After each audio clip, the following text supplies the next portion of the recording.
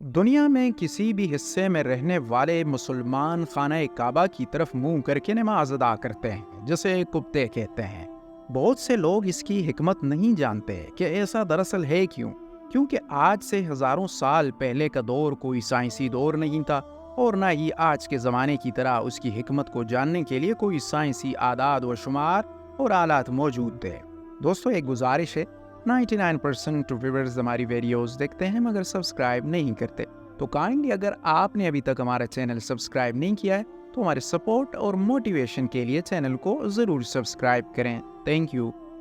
بہت سے غیر مسلموں کو آج بھی لگتا ہے کہ مسلمان خانہ کعبہ کو، جو کہ بس ایک کالے رنگ کا کیوب شیپ کا گھر ہے، اس کی عبادت کرتے ہیں۔ اس لیے وہ سوال کرتے ہیں کہ ہندوؤں کی طرح جس طرح سے وہ مندر جا کر اپنے خداؤں یا پتھروں سے بنی بے جان مورتیوں کی پوجا کرتے ہیں، اسی طرح سے مسلمان خانہ کعبہ کی عبادت کیوں کرتے ہیں؟ کیونکہ وہ بھی تو ایک بے جان پتھر سے بنی ایک عمارت ہے۔ ان دونوں کے اندر بلا فرق کیا رہ گیا؟ دوستو، اسلام میں ایک اصول ہے کہ اگر دنیا کے کسی بھی کونے کے اندر کوئی مسلمان موجود ہے، وہ نماز پڑھنا چاہتا ہے مگر اسے قبلہ کی ڈائریکشن کا علم نہیں، اور نہ ہی اس کے پاس اس کے جاننے کا کوئی طریقہ موجود ہے، تو کسی طرح منہ کر کے وہ نماز پڑھ سکتا ہے جو ڈائریکشن اس کے لیے زیادہ ایکوریٹ ہو، کیونکہ اللہ تعالیٰ قرآن مجید کے اندر فرماتا ہے، مشرق اور مغرب سب اللہ کا ہی ہے، تو جدھر تم رخ کرو وہاں اللہ کی ذات موجود ہے، بے شک اللہ صاحب وسعت اور باخبر ہے۔ اس آیت مبارکہ سے ہمیں پتہ چلا کہ خانہ کعبہ کی طرف منہ کرنے کا مقصد مسلمانوں کو متحد یا اکٹھا کر کے ایک بنانا ہے، کیونکہ ایک جگہ اگر مسلمانوں کے مجمع کو نماز ادا کرنی پڑے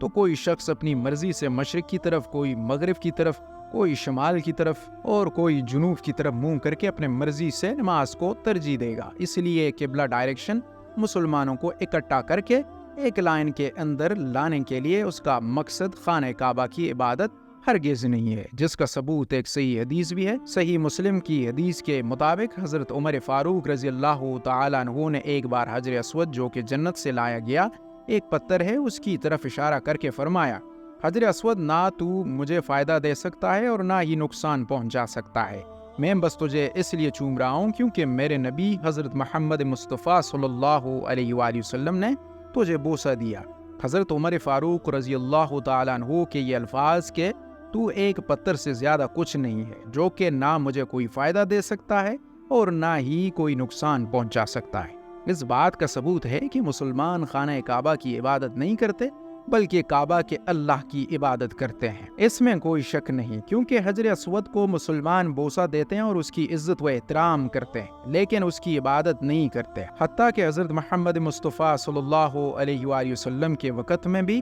لوگ خانہ کعبہ کی چھت چڑھ کر آذان دیا کرتے۔ کیا کوئی شخص جو کہ خانہ کعبہ کی عبادت کرتا ہو اس کے اوپر کھڑے ہونے کی ہمت کر سکتا ہے؟ یہی نہیں، ہم اگر دنیا کے نظام کو دیکھیں اور اس پر غور کریں تو ہمیں پتہ چلے گا کہ کائنات میں ستارے، سیارے اور کہکشاں، یہ سب ایک خاص مرکز، جو ایک درمیانی مرکز کی طرف، ایک سنٹر کلب وائز ڈائریکشن کی طرف گھوم رہے ہیں۔ یہ نظام دنیا میں بھی ایٹم گفٹ سٹرکچر تک میں آپ کو نظر آئے گا، اور خانہ کعبہ کی صورت میں بھی، جہاں دنیا بھر کے مسلمان ایک پوائنٹ آف سینٹر یعنی کہ ایک مرکز کے گرد چکر لگا کر اللہ تعالیٰ کی عبادت کر رہے ہیں، جیسے کائنات کی ہر ایک چیز کر رہی ہے۔ لیکن یہ مرکز صرف اللہ تعالیٰ کی ذات نہیں بلکہ اس کا بنایا گیا ایک مکمل نظام ہے، جو کہ اپنے آس پاس کے نظام کو جوڑے ہوئے ہیں۔ جبکہ اگر سائنسی بنیادوں پر دیکھیں تو جب بھی کوئی شخص عبادت کے لیے اپنا سر زمین پر خانہ کعبہ کی ڈائریکشن کے اندر رکھتا ہے تو سجدے کی حالت میں اس کے جسم سے نیگیٹو انرجی پرفیکٹ طریقے سے خارج ہوتی ہے، جو کہ جسم انرجی سسٹم کو بیلنس کرنے کا پرفیکٹ طریقہ ہے۔ یہی طریقہ ٹینشن، ڈپریشن اور اسٹریس کو مکمل کم کرتا ہے، جسے سمجھنے کے لیے آپ کو گولڈن ریشو یا ڈیوائن پروپورشن کے کانسیپٹ کو سمجھنا ہوگا، جس کی ویلیو پی کانسٹنٹ یعنی 1.618 کے برابر ہوتی ہے، جس کے بارے میں بس اتنا کہوں گا، پوری دنیا و کائنات کا نظام ایک مخصوص فارمولے یا ایک نومیریکل ویلیو پر بنایا گیا، جس کے اندر انسان کا جنم بھی شامل ہے۔ آپ کو پوری دنیا و کائنات کے اندر اور ایون نیچر کے اندر ہر جگہ بس یہی ایک فارمولہ نظر آئے گا، اور اگر یہی فارمولہ ہم زمین کے گلوب پر اپلائی کریں، جواب آتا ہے مکہ شہر، یعنی زمین کا ایسا مقام جہاں پر سب سے زیادہ انرجک فیلڈ موجود ہے، اتنا زیادہ کہ یہ دنیا کے کسی اور کونے کے اندر موجود ہی نہیں ہو سکتا۔ حتیٰ کہ سیٹلائٹ کے دیکھنے پر اس کو محسوس کیا جا سکتا ہے۔ اسٹرونار بھی اس بات کا اعتراف کرتے ہیں کہ خانہ کعبہ سے خاص قسم کا انرجک فیلڈ ہر وقت خارج ہوتا رہتا ہے، اور بطور مسلمان ہم یہ بات جانتے ہیں کہ خانہ کعبہ کی ڈائریکشن کے اوپر یعنی کہ 7 آسمانوں پر ایک اور کعبہ یا اللہ تعالیٰ کا عرش موجود ہے جسے بیت المعمور کہتے ہیں، اور اس خانہ کعبہ کو 70,000 فرشتے طواف کرتے ہیں۔ جو ایک بار اس سعادت کو حاصل کر لے، پھر اس فرشتے کی پوری زندگی کے اندر فرشتوں کی بے تحاشا تعداد کی وجہ سے اس فرشتے کی باری پھر کبھی نہیں آتی۔ یہ انرجی کیسے خارج ہوتی ہے، اسے ایک بار پھر سے ایٹم کے اسٹرکچر سے لے کر گلیکسی کے اسٹرکچر کو دیکھ کر ہم آسانی سے سمجھ سکتے ہیں، جس کے درمیان کے مرکز کے اندر سب سے زیادہ طاقت ہوتی ہے اور اپنے ارد گرد موجود بکھرے ہوئے آبجیکٹس کو اپنے گرد گھومنے پر مجبور کرتا ہے، بالکل ہمارے سولر سسٹم میں موجود